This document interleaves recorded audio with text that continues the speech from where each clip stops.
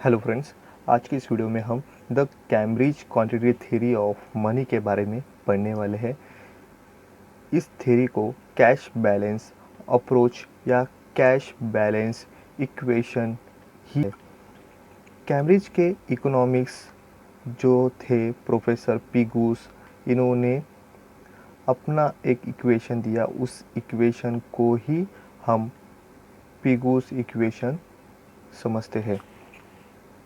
Iron Fisher, इन्होंने जो quantity theory of money दी थी, पर एक समय के बाद जब ये फिशर्स की quantity theory of money fail होने के बाद दुनिया के इकोनॉमिस्ट ने इसे अपने जो थॉट्स के हिसाब से इस क्वांटिटी को या क्वांटिटी थ्योरी ऑफ मनी को अपनी नज़र से देखने की और चेंज करने की जो इक्वेशन दी, इसमें कैम्ब्रिज इकोनॉमिक्स थे में doctor Marshall, professor Pigou, professor Robertson और केन्स, जो कैम्ब्रिज यूनिवर्सिटी से बिलोंग करते थे।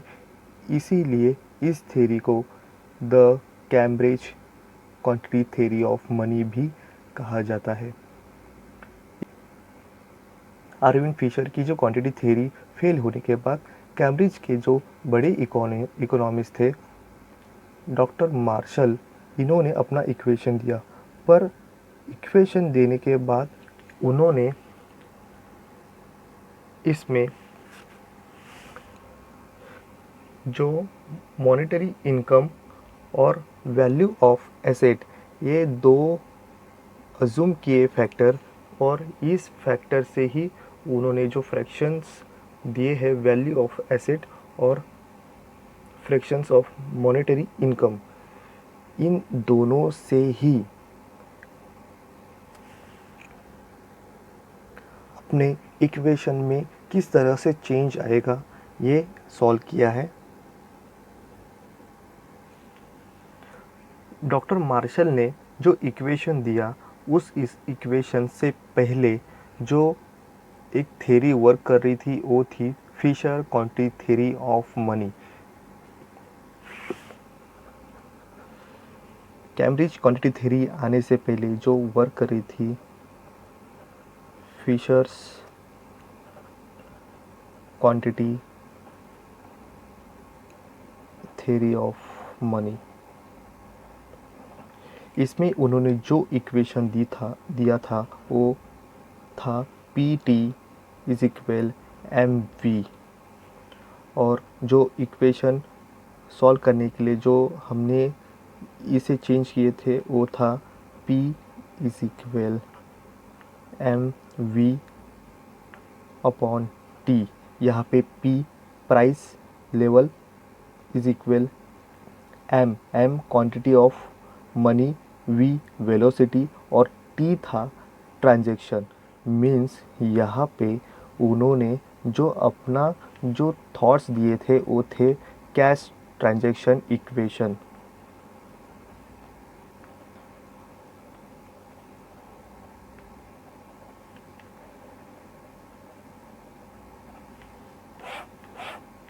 अरविंद फिशर ने अपनी जो थ्योरी में कैश ट्रांजैक्शन किस तरह से होगा और इस ट्रांजैक्शन को ही इन्होंने अहम रोल दिया, और जो ये ट्रांजैक्शन होने के लिए जो वी है वेलोसिटी,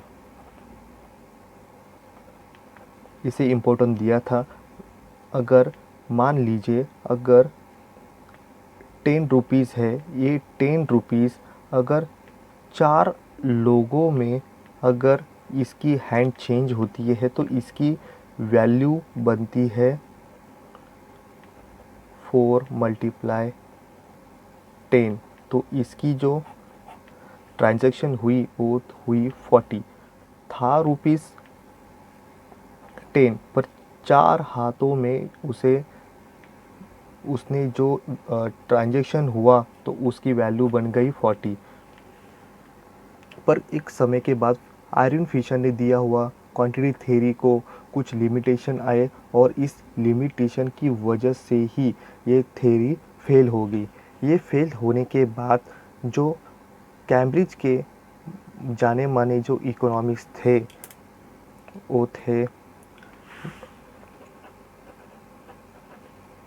डॉक्टर मार्शल्स इक्वेशन उन्होंने दिया। इस इक्वेशन में उन्होंने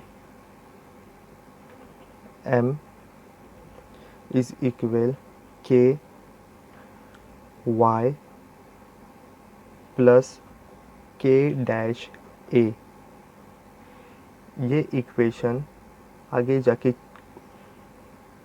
ये जो k1 k डैश a ये चेंज होने के बाद सिर्फ इसका इक्वेशन मिला m इज इक्वल के y, और इसे ही कहा गया जो y है वो इनकम इज इक्वल PO माना गया। यहाँ पे P price level, O output, P और आउटपुट को मल्टीप्लाई करेंगे तो हमें इनकम मिलता है, मतलब PO और Y दोनों का मीनिंग एक ही है। तो इसी तरह से डॉक्टर मार्शल ने जो इक्वेशन दिया था वो था m इज इक्वल के वाई प्लस के डैश ए। यहाँ पे m quantity of money, y monetary income, के फ्रैक्शंस जो मॉनेटरी इनकम का था, यहाँ पे a जो यहाँ पे दिया है वो है वैल्यू ऑफ एसेट, और a जो k डैश है वही है fractions of value of asset. Liquidity preference means cash prefer करेगा अपने साथ रखने के लिए। इस जो प्रेफरेंस रखने की जो चाह है उसे उन्होंने यहाँ पे मॉनेटरी इनकम और यहाँ पे एसेट वैल्यू ऑफ एसेट, इसमें से दोनों का फ्रैक्शंस इसे कुछ परसेंट्स में रखने की इंसान प्रेफरेंस करता है। और आगे जाके इस में चेंज आता है, जो एसेट वैल्यू ऑफ एसेट है उनके मार्शल के जो फॉलोअर्स है उन्होंने इसको इक्वेशन से निकाल दिया। फिर ये रह गया सिर्फ m इज इक्वल के वाई, और इसे हम वैल्यू में रखने के लिए हम यहाँ पे इसे यूज़ करेंगे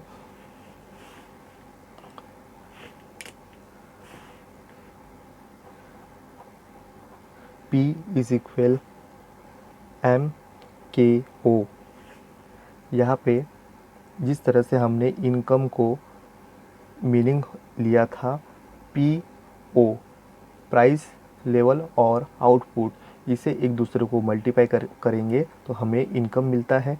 तो यहाँ पे हम y न लेके उसे PO इन की जो वैल्यू है वो रखेंगे, तो हमें मार्शल की जो नई आई हुई जो इक्वेशन मिलती है वो है P is equal m upon के ओ। डॉक्टर मार्शल ने जो इक्वेशन दिया है वो उस पर क्रिटिस किए गए, और क्रिटिस करने के बाद जो प्रोफेसर पिगो ने अपना नया इक्वेशन दिया उसका रीज़न बताया कि जो मार्शल ने जो इक्वेशन दिया है उसे उन्होंने बैंक डिपॉजिट को इग्नोर किया है।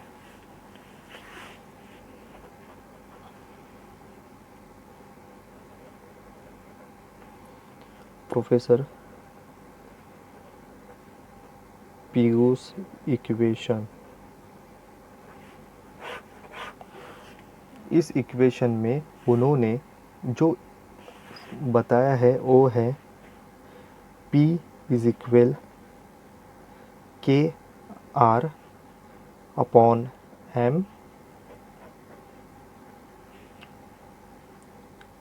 ब्रैकेट में C plus H I minus C। Bracket complete.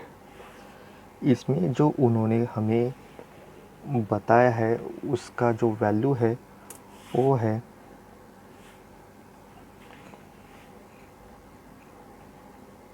यहाँ पे जो P उन्होंने अज्यूम किया है वो है वैल्यू ऑफ मनी। यहाँ पे प्राइस लेवल यहाँ पे उन्होंने अज्यूम नहीं किया है, P को उन्होंने इंडिकेट किया है वैल्यू ऑफ मनी को। फिर R यहाँ पे आता है नेशनल इनकम।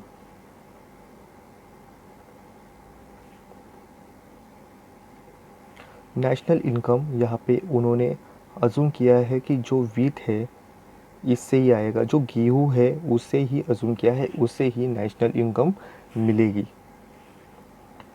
नेक्स्ट है के है फ्रैक्शन। उन्होंने जो अबाउट किया है वीट, उसका जो फ्रैक्शन है उससे जो आने वाली नेशनल इनकम है वो कुछ परसेंट में अपने पास प्रेफर करेगी। यहाँ पे M है क्वांटिटी ऑफ मनी। यहाँ पे C है टोटल मनी फ्रैक्शन। जो टोटल मनी है उस टोटल मनी से जो फ्रैक्शन है जो प्रेफर करेंगे लिक्विडिटी प्रेफरेंस के, और ऐसी अमाउंट है जो टोटल मनी में से कुछ परसेंट लोग प्रेफर करेंगे अपने पास रखने के लिए। तो यहाँ पे I माइनस सी ये है फ्रैक्शन टोटल मनी या बैंक डिपॉजिट का, और यहाँ पे H अज्यूम किया है bank deposit amount.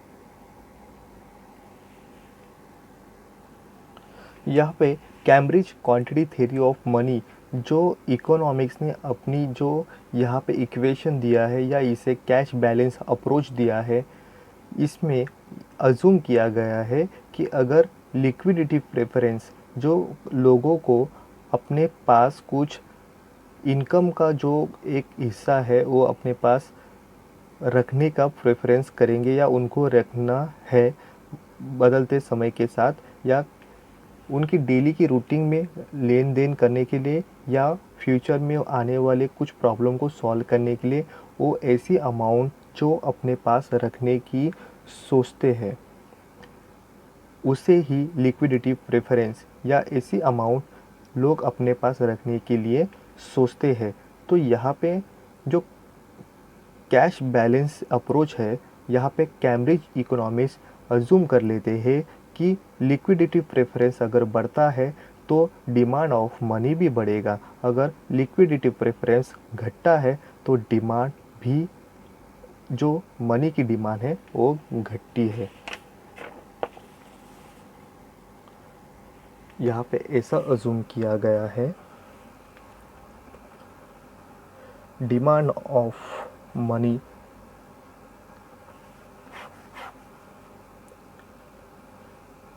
Liquidity preference, यहाँ पे जो टोटल इनकम की जो अमाउंट है इसमें से ऐसी अमाउंट लोग प्रेफरेंस करेंगे, उसमें से 6%, 10% या 20% ऐसी अमाउंट लोग प्रेफरेंस करते हैं।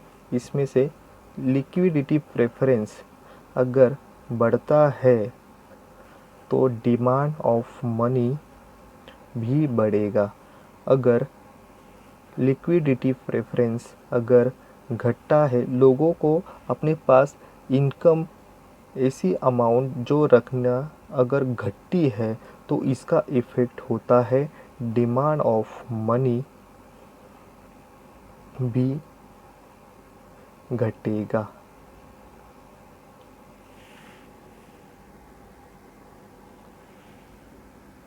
यहाँ पे डिमांड ऑफ मनी और वैल्यू ऑफ मनी इसका किस तरह से रिलेशनशिप है वो बताया गया है कि demand of money depend on liquidity preference. ये लिक्विडिटी प्रेफरेंस लोग रखने की वजह होती है लोगों की इनकम, लोगों को आने वाला इनकम का जो टाइम पीरियड है, लोग जो प्रोडक्ट है वो प्रोडक्ट की जो प्राइस है या जो वेलोसिटी है और जो ट्रेड इन्वायरमेंट है और पेमेंट टाइम किस तरह से आएगी, वीकली, मंथली या अर्ली, उस तरह का जो प्रॉब्लम्स क्रिएट होंगे या उसको सॉल्यूशन करने के लिए जो लोग इस तरह से जो कैश अपने पास प्रेफर करेंगे रखने के लिए। दूसरी सबसे ज़्यादा इम्पोर्टेंस यहाँ पे कैश प्रेफरेंस करने की जो बताई गई है वो है पॉपुलेशन। अगर पॉपुलेशन ज़्यादा बढ़ती है तो लोग डिमांड जो मनी की है वो ज़्यादा करेंगे, यहाँ ऐसे अज्यूम किया गया है।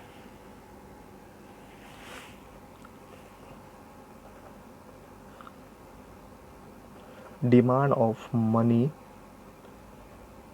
Depend on liquidity preference. ये किस तरह से वर्क करता है? अगर लिक्विडिटी प्रेफरेंस बढ़ता है तो एक्सपेंडिचर ही घटेगा। अगर लोगों ने ज़्यादा पैसा अपने पास रखना प्रेफर किया तो जो गुड्स एंड सर्विस लेने के लिए जो एक्सपेंडिचर है वो घटता है। वो घटने की वजह से जो डिमांड है प्रोडक्ट के लिए वो भी घटेगी। अगर डिमांड घटेगी तो प्राइस लेवल भी घटेगी। अगर प्राइस लेवल किसी गुड्स एंड सर्विस की घटती है तो वैल्यू ऑफ मनी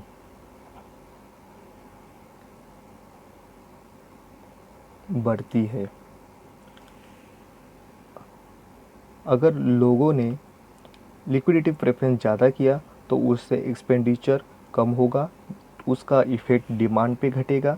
डिमांड घटने की वजह से प्राइस लेवल भी घटेगी। अगर प्राइस कुछ चीज़ लेने के लिए लोग आगे ही नहीं आएंगे, उस प्रोडक्ट की वैल्यू गिरती है तो वैल्यू ऑफ मनी उस समय बढ़ती है। इसके अपोजिट अगर लिक्विडिटी प्रेफरेंस अगर घटता है तो इसका इफ़ेक्ट, अगर लोग अपने पास कैश या कुछ ऐसे अमाउंट अपने पास रखना कम करते हैं तो उसकी जाहिर सी बात है उसका इफ़ेक्ट होता है, लोग एक्सपेंडिचर बढ़ाते हैं। अगर लोग एक्सपेंडिचर बढ़ाते हैं तो डिमांड भी बढ़ेगी, डिमांड बढ़ेगी तो प्राइस लेवल भी बढ़ेगी। प्राइस लेवल बढ़ने की वजह से वैल्यू ऑफ मनी घटेगी। यहाँ पे जो रिलेशनशिप बताया गया है वो है इन्वर्सली।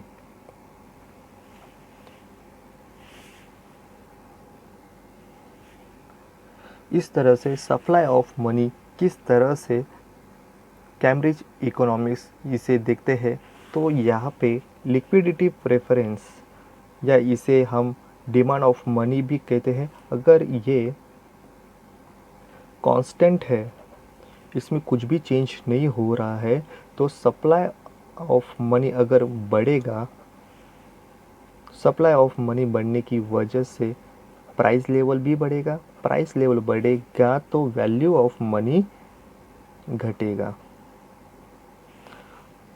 उसी तरह से अगर लिक्विडिटी प्रेफरेंस अगर कांस्टेंट है तो सप्लाई ऑफ मनी अगर घटता है तो उसकी वजह से प्राइस लेवल भी घटेगी। अगर प्राइस लेवल घटती है तो वैल्यू ऑफ मनी बढ़ती है।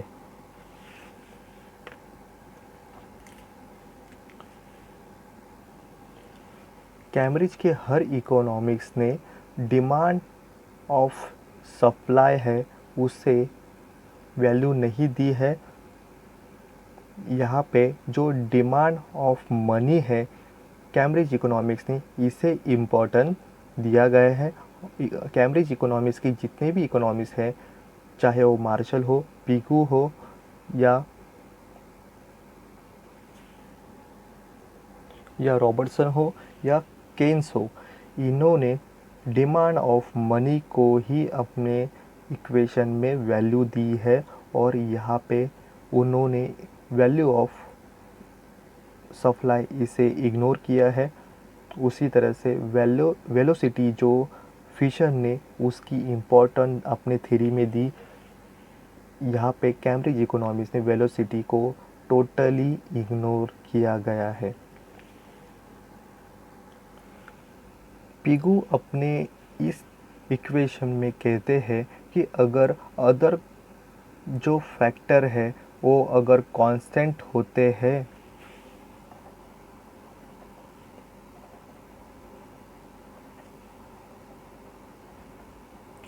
अगर कांस्टेंट है तो यहाँ पे डेल्टा एम जो क्वांटिटी ऑफ मनी अज्यूम किया गया है, इसमें चेंज आने से डेल्टा पी चेंज होगा। यहाँ पे पी प्राइस लेवल नहीं है, यहाँ पे इस इक्वेशन में P means value of money. यहाँ पे वैल्यू ऑफ मनी, यहाँ पे क्वांटिटी ऑफ मनी चेंज होने से जो वैल्यू ऑफ मनी चेंज होगा, यहाँ पे वैल्यू ऑफ मनी चेंज होता है बिकॉज यहाँ पे क्वांटिटी ऑफ मनी चेंज होता है। यहाँ पे इसका जो रिलेशनशिप बताया गया है वो इनवर्स है। यहाँ पे उन्होंने कहा है कि अगर हम यहाँ पे m अगर डबल करते हैं तो यहाँ पे p हाफ होगा। मीन्स यहाँ पे हम अज्यूम कर लेते m हमारा 100 है और हमारा p 50 है। तो अगर हमारा जो वैल्यू ऑफ मनी और क्वांटिटी ऑफ मनी किस तरह से चेंज होगा, अगर हमारा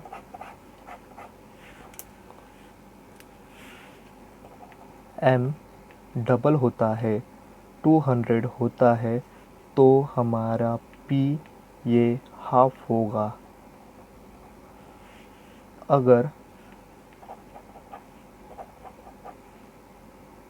अगर हमारा m ये हाफ होता है तो हमारा p डबल हो जाएगा। अगर हमारा m 100 था तो ये 50 हो जाएगा और हमारा जो p है जो 50 था वो 100 हो जाएगा।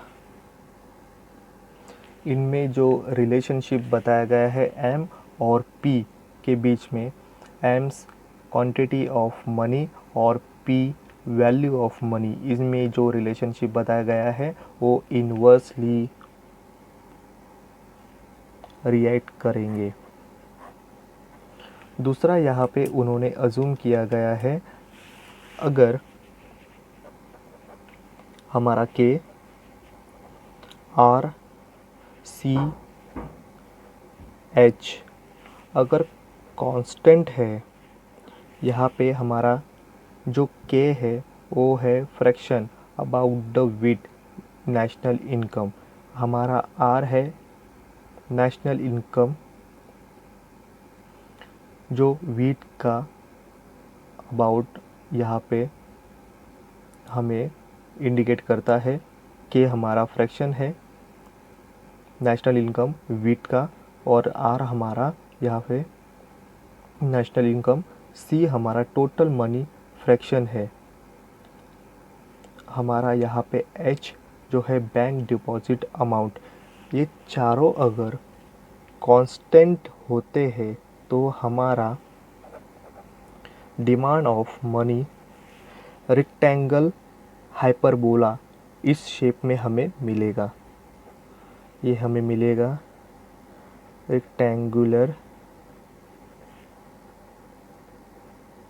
हाइपरबोला।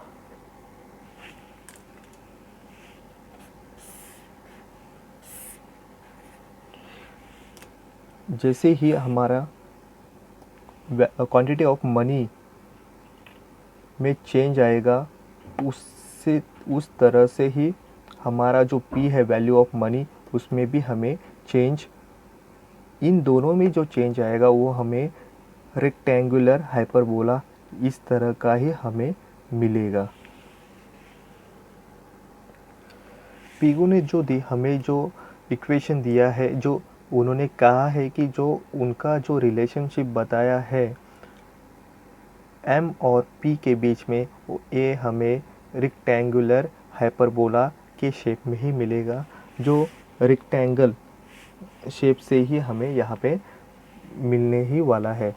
तो यहाँ पे हम एक्सप्लेन करते हैं कि x लेवल पे हमने क्वांटिटी ऑफ मनी लिया है और y लेवल पे हमने वैल्यू ऑफ मनी लिया है। अगर हम स्टार्टिंग में यहाँ पे क्वांटिटी ऑफ मनी और वैल्यू ऑफ मनी, ये दोनों, क्वांटिटी ऑफ मनी हमारा OQ और हमारा वैल्यू ऑफ मनी ये OC, इस लेवल पे रहने से अगर, और हमें जो इंटरसेक्ट यहाँ पे होता है वो होता है M में। उसी तरह से अगर क्वांटिटी ऑफ मनी में चेंज आएगा, अगर ये हाफ होता है तो वैल्यू ऑफ मनी यहाँ पे डबल होती है।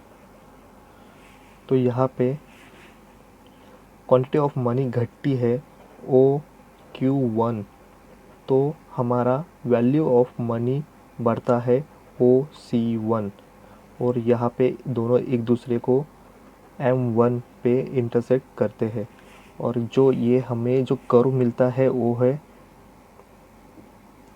Demand of money. यहाँ पे क्वांटिटी ऑफ मनी हाफ से कम होने की वजह से वैल्यू ऑफ मनी डबल बढ़ती है। जो ये शेप हमें मिला वो शेप है OQ1 M1 C1। इसका जो शेप है रेक्टेंगुलर शेप मिला।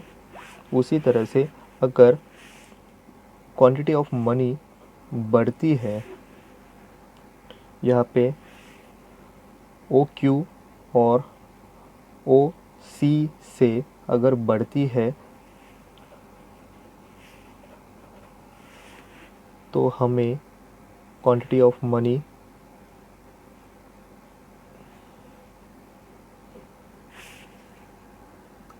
डबल बढ़ी OQ2, तो हमें वैल्यू ऑफ मनी मिला OC2, और यहाँ पे उनका जो इंटरसेक्ट हुआ M2 पे। तो यहाँ पे जो हमें रेक्टेंगल मिला वो है OQ2 M2 C2। इसका अगर शेप हम देखेंगे तो वो भी रेक्टेंगुलर की तरह है, की तरह हमें रेक्टेंगल का शेप मिला है। कैम्ब्रिज के क्वांटिटी थ्योरी ऑफ मनी में जिस तरह से पीगू ने अपनी इक्वेशन दी है, उसे जितना इम्पोर्टेंस दिया गया, फिर भी इसे केन्स ने क्रिटिस किया है, और अदर भी इकोनॉमिस्ट ने इसे कुछ व्यू को क्रिटिस किया गया। यहाँ पे जो क्रिटिस किया गया है केन्स ने, वो है, केन्स ने कहा है कि ignore saving and investment changes. जो पीगू ने अपनी इक्वेशन में इसे कुछ भी वैल्यू दी नहीं गई है। Ignore saving and investment change. Second है, पिगू ने सिर्फ फोकस किया है लिक्विडिटी प्रेफरेंस के चेंजेस पे, only focus liquidity preference changes. Next है, इग्नोर किया गया है मनी फंक्शन को। मनी फंक्शन जो वर्क करती है उसमें जो उन्होंने एक्सचेंज मीडियम को इग्नोर किया गया है। इग्नोर मनी फंक्शंस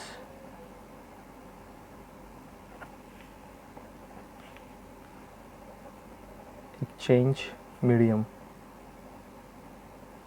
इसे टोटली इग्नोर किया गया है। नेक्स्ट है, अज्यूम किया गया है resources and current income are same work. जो रिसोर्सेज है और करंट इनकम है दोनों अलग अलग फैक्टर है जिसे पिगो ने एक ही तरह मेजर किया गया है। Assume resources and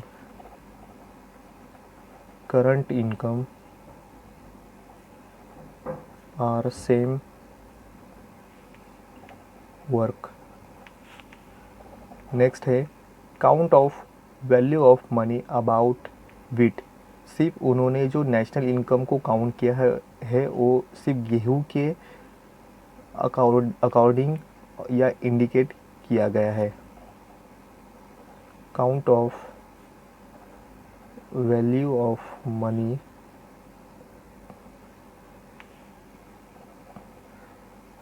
about wit,